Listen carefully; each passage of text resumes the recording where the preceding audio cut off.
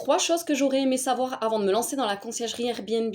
Mais tout d'abord, like, enregistre et partage cette vidéo si tu veux voir plus de contenu Airbnb.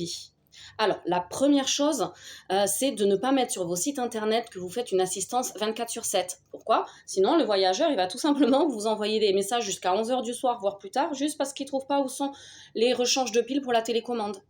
Donc le mieux, c'est de dire que vous faites une assistance, donc qui va être pendant vos horaires de travail, par exemple de 9 heures à 18 heures, et que le reste du temps, il y ait un système automatisé de messages pour répondre aux questions les plus répandues. Ça peut être mis en place avec un bot intelligence artificielle.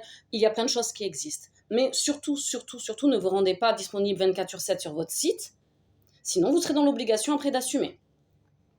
Deuxième chose, les agents d'entretien, c'est peut-être la chose la plus importante quand vous avez un Airbnb, parce qu'on le sait maintenant, les gens, ils vont aller chercher la petite bête pour pouvoir tenter d'avoir un remboursement. Donc il faut que l'appartement il soit nickel. Et le problème, c'est qu'on n'est jamais sûr des personnes avec qui on travaille.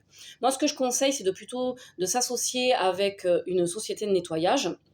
Comme ça, ils vont avoir un roulement, ils vont avoir des employés, ce qui va vous permettre d'avoir tout le temps quelqu'un chez vous, même si la personne habituelle est malade, par exemple. En plus, ils peuvent avoir des machines à laver dans leurs locaux, ce qui vous permet aussi de gérer la blanchisserie. Et du coup, tout ça est sous-traité et c'est plus vous qui allez avoir ce stress, en fait, d'avoir toujours quelqu'un de disponible.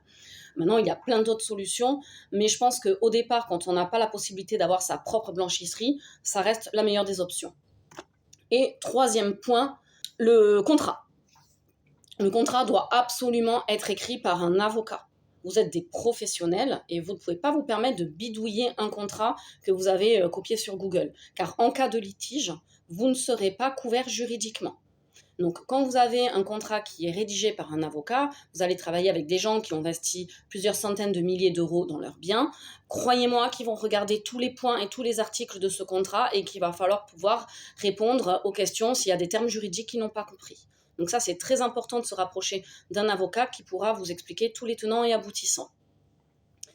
N'hésitez pas à me laisser un commentaire si vous souhaitez connaître d'autres points très importants avant de vous lancer, que ce soit en conciergerie ou juste avec votre propre Airbnb, ou de mentionner e-book dans les commentaires afin que je puisse vous en envoyer un qui soit plus pointu sur le lancement ou la fiscalité et comment convaincre les gens de travailler avec vous.